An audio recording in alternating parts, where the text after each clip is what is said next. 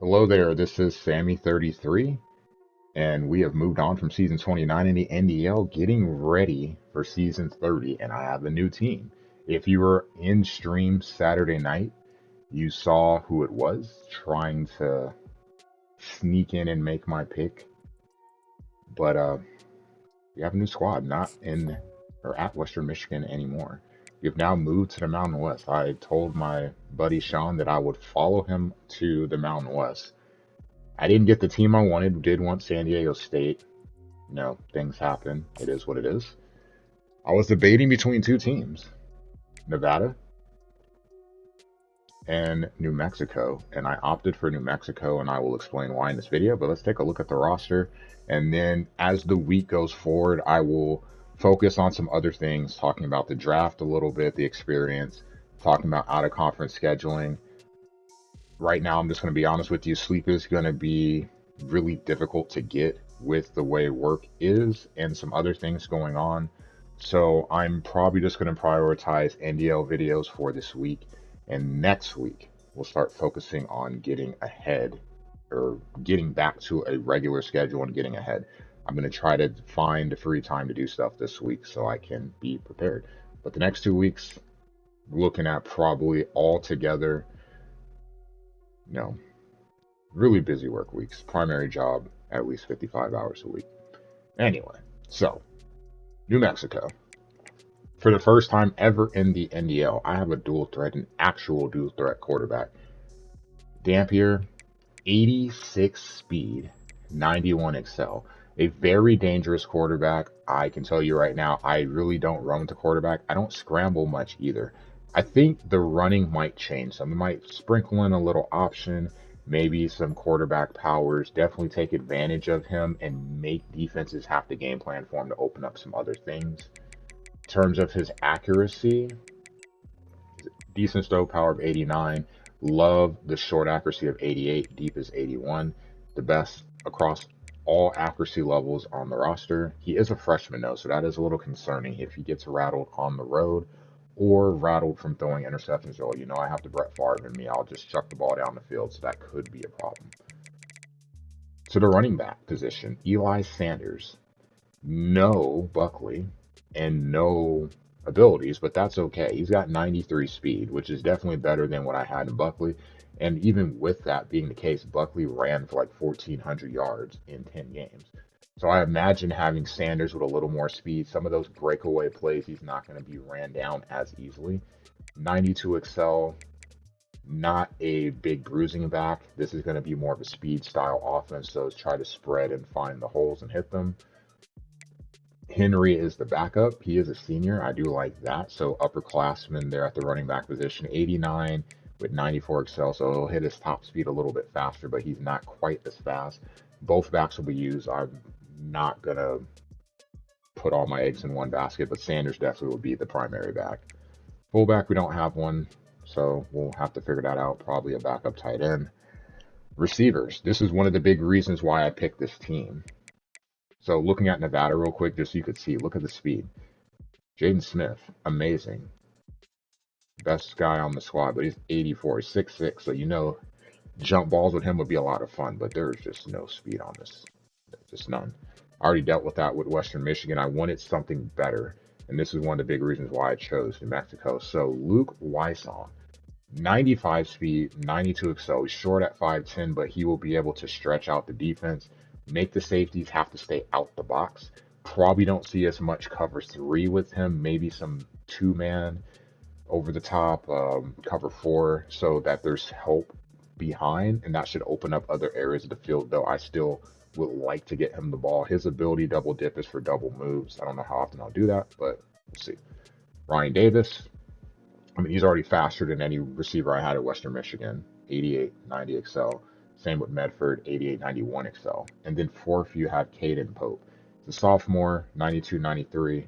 I will probably get him mixed in a little bit in terms of in the slot, but I would expect him to play a vital role in the offense, and he probably will play on special teams. I don't think I'd put Luke back there in terms, risking injury. We'll get Caden back there. Whoops, wrong button. Tight ends. So he's no Bosma, but Bruckler should do just fine.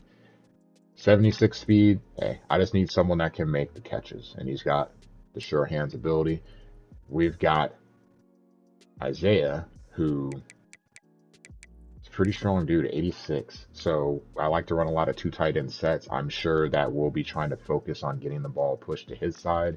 He's a solid blocker. The ground and pound definitely will help. The option shield will help as well. So I imagine a lot of options will go his way. Offensive line is the big weakness of this team, though. So we've got Travis Gray, a 69 overall. Beckett, 73 overall. Agnello, 69 overall. Pierce, a 74. And then Anamba, 72. Most of them, I mean, our best offensive lineman is Pierce, and he only has 86 strength. Everyone else has very high strength. They just aren't that good. So hopefully, because we're playing in the Mountain West and we're not playing against, super teams, that won't be so bad and won't rear its head. But this is definitely my biggest concern of the team. And my hope is that because of the speed at receiver and at running back, it will force people not to blitz because they don't want to get beat by the blitz. So that means my offensive line has less stress, just softer boxes, not having to deal with a lot of 5 and 6, maybe 7-man fronts because of the blitz. Time will tell, but it's definitely a concern, and we'll have to game plan accordingly. So on the defensive side of the ball, 75 speed, defensive end there. He'll definitely be starting, a senior. Senior on the other side of Mr. Lopez, 75 overall. D tackle, Kyler Drake, a senior, and Santana, senior. So a really solid front. I do like that you have solid strength between these two guys, but no abilities. That's okay. We'll do the best we can. Linebacker, the other concern.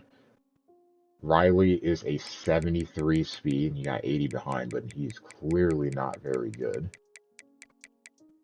In terms of zone, because I'm a big zone guy, 69, but play recognition is an 80. Keep an eye on that. 75 zone, 78. Play rec, pretty solid. And then the other linebacker position, Dimitri Johnson, our impact defensive player, 65. So I'll have to be very cautious of what I do with these guys. But in terms of speed, a 74 speed, an 82 speed, I'll have to I feel like I would be wanting to control him more because of speed, but I may have to make some adjustments to my normal play calling in 73. So we'll figure it out. Corner, Bryson Taylor, 90. 91 is your number 2, Pola Gates. And then Williams will be the nickelback, zone corner, slot, and man-to-man. 89 speed. And then the dime back, Arnold, and 87. So defensively, I mean, let's be honest, we're just not going to be very good. We understand that. We sacrifice a better defense because if you look at I'll look in Nevada here in just a sec. See, zone-wise, though, they are okay. They're in the mid to low 70s. I mean, this team's not that good. What do you expect? Combs is 78. Avenger, 73. But when you look at speed, this was a concern in 84 speed safety. But I feel like I would probably have to control him or be very cautious of where I put him. He may be the one actually playing in the box. Ellis as your third safety, 89 speed, solid in zone. That can work. And then Avenger, 90, 77. Kicking wise, you've got a junior. Never heard of this guy before. Let's be honest. I've never heard of half the people on this team before. Kick power is 87, accuracy 78. We'll make that work. And then your punter, good kick power, is a senior. Shouldn't be getting rattled. That's the squad. So impact players, you've got your receiver, you've got your linebacker, and that's it. Nevada, though, that was the other team. And I was very close to taking. I'll just take a brief look at them real quick so you could see why. Quarterback, solid in Lewis. You have Brock's brother as a backup. Running back, you didn't have impact play or ability with these guys here, but Dollars and Hayes would definitely be the guys to go to. Dollars was probably going to be the starting back if I took the squad. But it was just really the receiver position. You have the size. They're at 6'6" and 6'2". Like their size across the board, but they're so slow. And speed matters so much more in this game than it does in real life. I can't, even with the size, breaking on routes, faster guys just beat them to the ball. So it's a concern. Slow tight ends as well. So just altogether slow. But this is more of an option style team anyway. Their offensive line would have been a strength. You got Isaiah World. Ruffins, and Ruffins I believe is the worst. So everyone else, you know, well, he's the worst. But better offensive line than what I had at New Mexico for sure. Defensively, I actually like, even though the ratings are decently better with Nevada overall, I do like New Mexico's defensive line better. In terms of speed, the linebackers in Nevada are better, but zone coverage is about the same. The real difference, though, was the secondary. You'll see why here. So you have Coates, who's not really fast at 88 speed, but he has jammer and pointed coverage, so he'd be great in man. And then you have Savage, who's a 96. So really, a lot of times defensively, it's just having someone around the ball. And this defense is able to do that a little more. You have 87 and 86 as your nickel and dimes, but then it's the safeties, both 95 speed. And that makes a big difference. Again, it's just being able to get around the ball. This is actually a really solid school. And then you have your kicker, a senior, your punter, junior. Altogether, not too bad. And then just so you can see the overall rating, let's go to a play now. Had I taken Nevada, you're looking at a 77 overall, 71 offense, and 74 defense. New Mexico, just slightly below, 76 overall. Offense better, 73. I'm sure it's because of the speed and that impact that you have with the receiver. And then, the running back as well. And then defensively, they're worse, 72. So this is not a great school at all. But this is the team that we got. The next video, I'll detail more about the out-of-conference schedule so we can just kind of get New Mexico out front. And then as the week goes on, we'll talk about the draft. We'll talk about how out-of-conference scheduling maybe works. I'll focus the next video on my particular schedule, what's going on in the Mountain West. Go from there. Thanks for watching. We'll cover more NDL action tomorrow.